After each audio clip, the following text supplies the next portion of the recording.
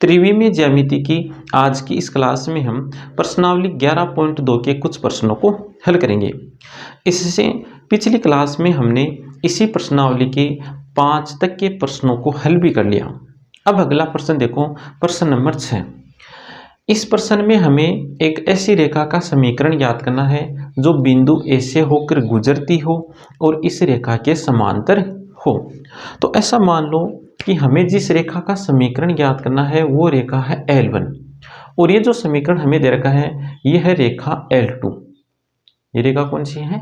L2। अब हमें इस L1 का समीकरण ज्ञात करना है। हमें इस रेखा L1 का समीकरण ज्ञात करना है और ये L1 रेखा इस बिंदु से होकर गुजरती है और इस रेखा के क्या है? समांतर है। L1 किसके समांतर है? L1 समांतर है L2 के। रेखा L2 किसी ना किसी सदिश के समांतर होगी। उस सदिश को हम मान लेते हैं B। L2 सदिश B के समांतर है। अब देखो यहाँ पर हम ऐसा लिख सकते हैं ना कि L1 भी किसके समांतर है? फिर L1 भी सदिश B के समांतर है। L1 किसके समांतर है? सदिश B के समांतर है। सदिश B हम यहाँ से ज्ञात कर लेंगे। अब देखो सदिश B कैसे ज्ञात करेंगे? तो यहाँ पर देखो हमें रेखा का जो समीकरण दे रखा है, ये रेखा का समीकरण दे रखा है कार्तीय रूप में।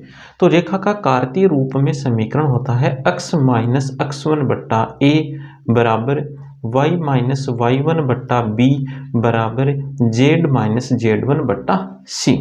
यहाँ पर ये जो a b c है ये उस समांतर सदिश के दिक अनुपात है। उस समांतर सदिश के क्या है? दिक अनुपात है। तो वो समांतर सदिश क्या बनेगा? समांतर सदिश बनेगा ai के प्लस bj के प्लस c के के। तो यहाँ से देखो सदिश b क्या बनेगा? फिर a का मान है यहाँ पर 3, b का मान है 5, a का मान है 3, b का मान है 5 और c का मान है 6। तो सदिश b बन गया 3i cap plus 5j cap plus 6k cap. तो ये जो रेखा L1 है ये रेखा L1 इस सदिश A के समांतर इस बिंदु A से होकर गुजरती है और इस सदिश B के क्या है? समांतर है। रेखा L1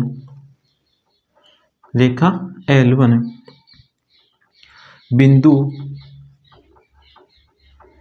A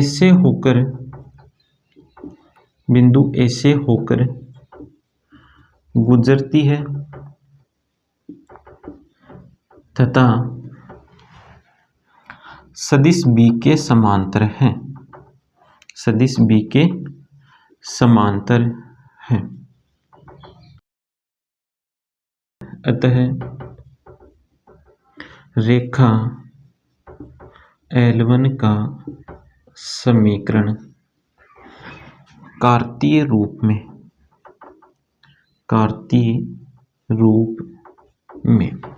तो पहले तो कार्तीय रूप में रेखा का समीकरण क्या होता है वो लिखो।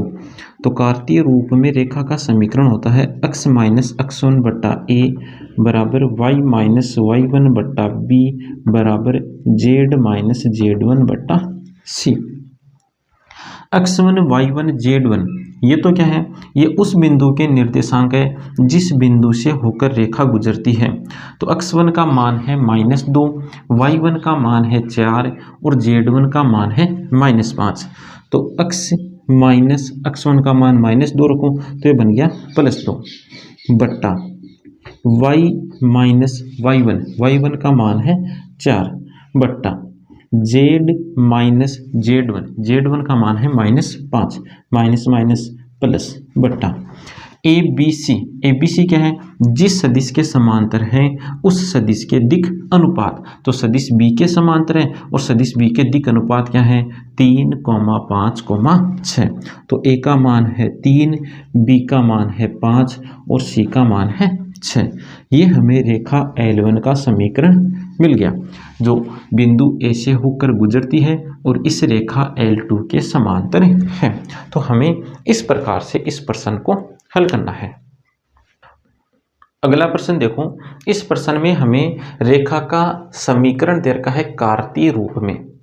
अब हमें इस समीकरण को सदिश रूप में बदलना है। तो इस कार्तीय रूप से देख लो कि कौन से बिंदु से होकर गुजरती है और जिस सदिश के समांतर है उस सदिश के दिक् अनुपात क्या है। तो यहाँ पर देखो x1 का मान कितना है, या पहले ऐसा लिख लो कि दिए गए समीकरण की तुलना x माइनस x1 बट्टा ए बराबर y माइनस y1 बट्टा बी बराबर z माइनस z1 बट्टा सी से करने पर। अब यहाँ से x1 y1 z1 और a b c इनके मान ज्ञात करो। तो x1 का मान है 5, y1 का मान है -4, z1 का मान है 6, a का मान है 3, b का मान है 7 और c का मान है 2। अब हमें इस रेखा के समीकरण को कौन से रूप में बदलना है, सदिश रूप में बदलना है। तो लिखो सदिश रूप में रेखा का समीकरण। सदिश रूप में रेखा का समीकरण क्या होता है, तो सदिश रूप में रेखा का समीकरण होता है r वेक्टर बराबर a vector plus lambda b vector. तो यहाँ से देखो b वेक्टर क्या बनेगा, तो यहाँ से b वेक्टर बनेगा 3i plus 7j plus 2k। और सदिश a क्या बनेगा, सदिश a बनेगा 5i minus 4j plus 6k। सदिश a और b यहाँ पर रखो, तो r वेक्टर बराबर 5i minus 4j plus 6k plus lambda. यहाँ पर लेमडा कौन सी संख्या है, वास्तविक संख्या है। सदिश b को रखो 3i plus 7j plus 2k। ये जो रेखा का समीकरण हमें दे रखा था कार्तीय रूप में, यहाँ पर हमें ये जो रेखा का समीकरण दे रखा था कार्तीय रूप में, अब हमने इस रेखा के समीकरण को किस में लिख दिया, सदिश रूप में लिख दिया।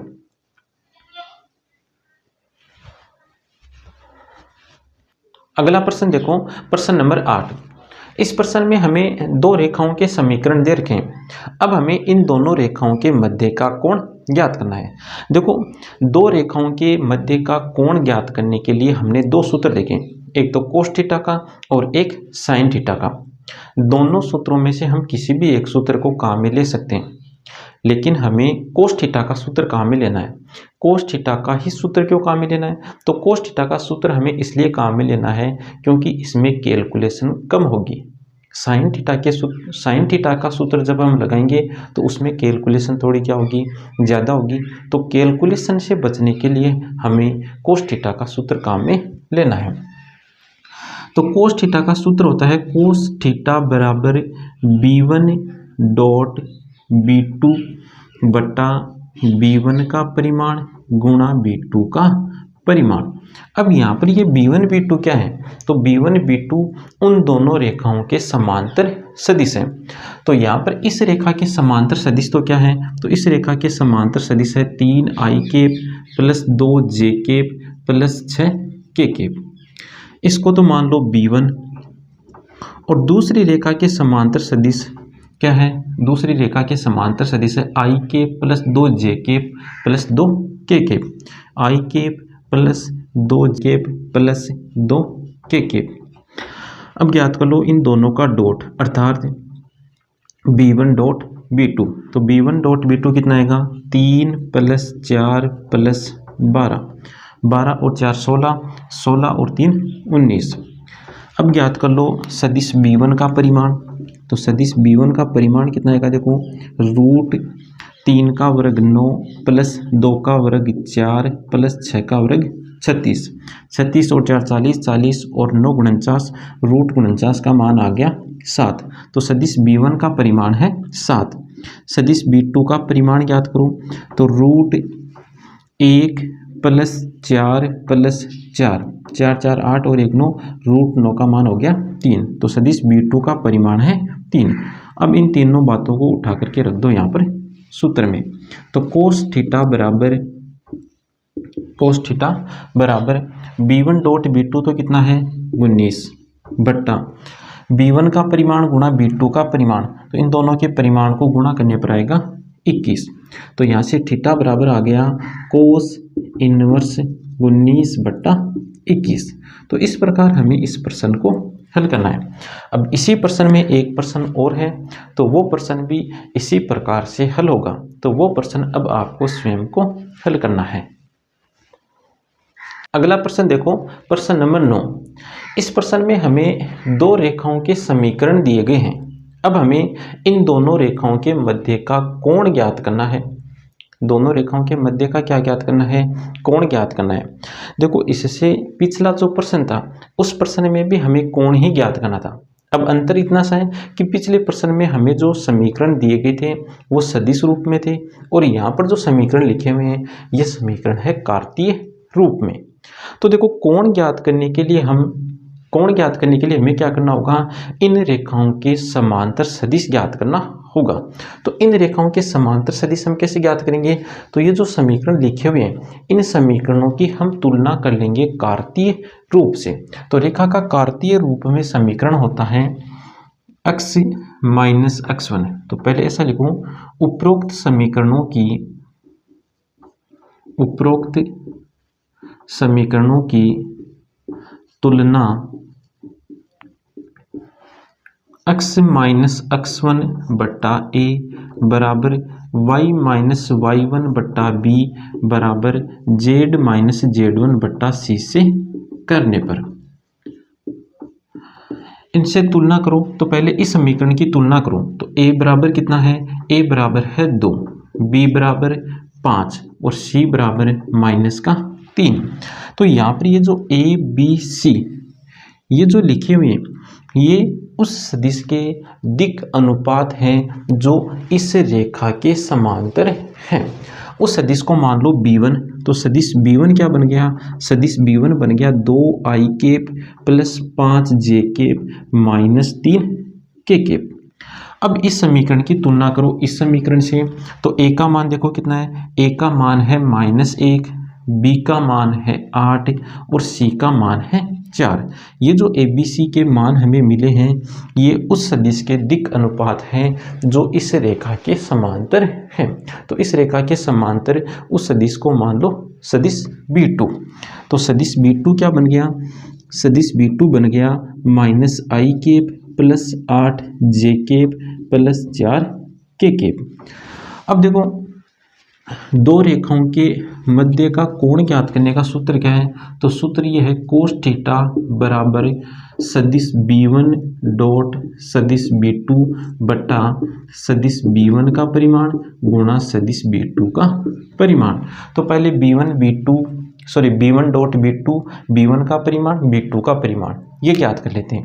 तो b1 डॉट b2 देखो, b1 डॉट b2 बराबर, तो ये रहा b1 सदिश और ये रहा b2 सदिश। तो माइनस का 2 प्लस 40 माइनस 12, तो माइनस का 14 और प्लस का 40, तो ये आ गया प्लस का 26। तो b1 डॉट b2 तो आ गया 26। अब ज्ञात कर लो सदिश b1 का परिमाण। देखो, सदिश b1 कहाँ पर है? ये रहा। तो √2 का वर्ग 4 प्लस 5 का वर्ग 25 प्लस -3 का वर्ग 9। तो 25 और 10 35, 35 और 3 38, √38। अब ज्ञात कर लो सदिश B2 का परिमाण। -1 का वर्ग 1 प्लस 8 का वर्ग 64 प्लस 4 का वर्ग 16। तो 64 और 6 70, 70 और 10 80, 80 और 1 81, √81। तो √81 होगा 9 का वर्ग। तो B2 का परिमाण आ गया 9। अब इन मानों को रख दो यहाँ पर। तो कोस थीटा बराबर 26 बटा 9 √38। तो यहाँ से थीटा बराबर आ गया कोस इनवर्स 26 बटा 9 √38। तो इस प्रकार हमें इस प्रश्न को हल करना है। अब इसी प्रश्न में एक प्रश्न और है, उस प्रश्न को भी इसी प्रकार से हल करना है। तो वो प्रश्न करना है आपको स्वयं को। तो आज की क्लास में इतना ही, मिलते हैं नेक्स्ट क्लास में।